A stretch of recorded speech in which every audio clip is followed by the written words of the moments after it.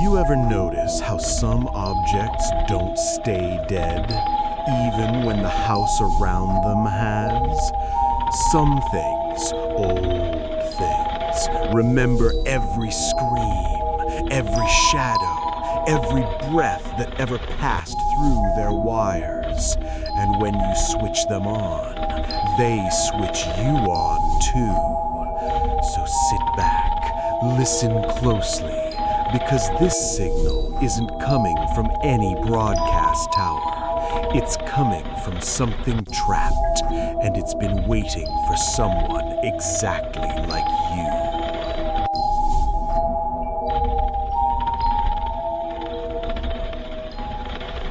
The Ashbridge Mansion had a presence that announced itself before it was ever seen.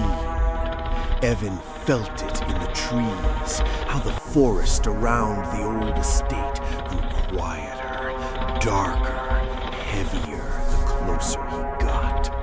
By the time he reached the clearing, the woods behind him almost seemed relieved to let him go. The mansion stood 3 stories tall, but time had eaten away at its grandeur. Windows were black and empty, shutters hung like broken ribs, and the porch boards drooped as if sagging under the weight of the past. Snow collected in patches along the steps, untouched, undisturbed. Evan raised his camera. Snap! The shutter echoed strangely, cut off like the house swallowed the sound mid-air. He swallowed and exhaled, letting the cold soak into his lungs. Perfect, he said softly. Absolutely perfect. He stepped forward and pushed the front door. It opened before he even touched it. A cold draft curled around his wrist, as if something inside had exhaled. Inside, the air felt thick, so thick that breathing felt like inhaling through cloth. Dust floated like ash in the beam of his flashlight. The walls were layered in peeling, curling strips of faded wallpaper, revealing older, darker walls beneath. Evan took a step. The floor didn't creak. It didn't groan. It didn't make any sound at all. It felt wrong, like stepping onto the soft, padded floor of a sound booth. The house absorbed everything. He moved slowly down the hall, passing portraits whose faces were scratched clean away. A long table lay on its side, a chair split down the center, scattered debris frozen as if a violent moment happened decades ago, and the house simply refused to move again afterward. Then he heard it, a faint hum, soft, steady, electrical. He paused. No way. No power lines fed this mansion. The place had been off-grid since the 1970s, when the Ashbridge family was found missing, their belongings left as if they simply stepped out for a moment and never returned. Evan followed the hum. The hallway narrowed the deeper he went, the walls feeling almost too close, like they were bending inward. His flashlight flickered, not from battery drain, but as though the air itself shifted around it. At the farthest end of the hall, something glowed faintly, pulsing with grainy, flickering light. Evan slowed, his breath fogged, the hum deepened, and then he saw it. An antique CRT television sat on the floor directly beneath a sagging chandelier. It looked wrong there, like someone or something had carried it into that exact spot with intention. It had no dust, no scratches, no signs of age. But what chilled Evan the most, there was no power cord, no outlet nearby. Yet the screen buzzed with rolling static, casting wild shadows across the walls. The hum vibrated against his ribs. He approached cautiously. That isn't possible. He crouched in front of the TV. The warmth radiating from it was unmistakable. He glanced behind it. Nothing.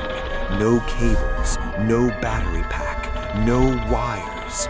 Just static. Hungry static. The first flicker. Evan lifted his camera. The screen brightened as if reacting to him. He snapped a picture. Flash.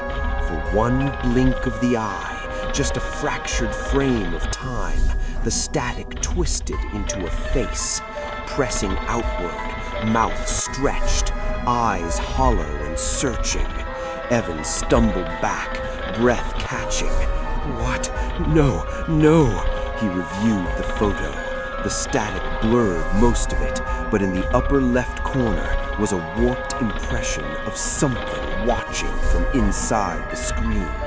He lowered the camera slowly. The static began shifting.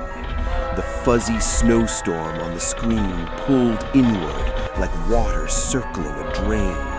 Shapes formed, flickering, incomplete shapes. Evan leaned closer, drawn in despite the dread rooting in his bones. The static resolved into an image. A hallway. This hallway, but not from his viewpoint. The perspective was from over his shoulder. His breath caught. He turned sharply. Empty. Silent. Dust stirred in the beam of his flashlight, but there was nothing behind him but the dead, cold hall. When he turned back, the TV had changed again. Now, a tall, distorted silhouette stood in the static hallway, right behind the Evan on screen. It had two long arms that bent at sharp angles, its head tilted like it had been broken, its fingers dragged fluidly like dripping ink. Then, inch by inch, it leaned closer to the screen version of him. His heart thrashed. What the hell? A whisper bled out of the speaker. Stay. He froze. Another whisper layered over it, lower, stretched unnaturally slow. Don't leave. The static brightened violently, forcing him to squint. The silhouette pressed a hand, no, something resembling a hand, against the inside of the screen. The glass indented outward, like something inside wanted to push through. The whispers grew more frantic. Closer. Stay with me. Turn around. Behind. Behind. Behind. Evan's knees weakened. He clamped his hands to his ears, but the voices didn't stop. They were inside him, under his skin, crawling along his spine, echoing behind his eyes. The footprints that weren't his. Desperate to retreat, he shuffled backward and slipped slightly in the dust. He steadied himself and looked down, and his blood froze. A second set of footprints trailed behind his own, longer, deeper, perfectly overlapping his own steps, step for step, as if something had walked right inside his footprint pattern since he entered the house. He stared at the trail. His breath faltered. He wasn't alone. He never had been. The TV hum cut off instantly. The whispers died. The static froze in place. Silence collapsed over the hallway like a heavy blanket. Then the screen went pitch black. Evan stared, trembling, unsure whether to move closer or run. His flashlight flickered once, twice, darkness, then an eye opened on the black screen. A single, swirling, static-filled eye, wide, unblinking, focused entirely on him. The pupils spiraled like a whirlpool of lightless snow. Evan felt something grip his lungs from the inside. The eye blinked, slow, heavy, deliberate, as if acknowledging him, as if studying him, as if deciding something. Evan took one step back.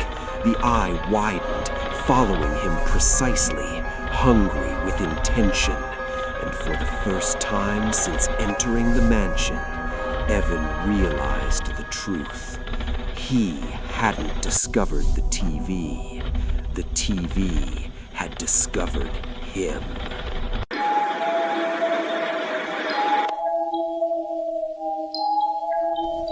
If you felt something behind you, that's your cue. Like and subscribe.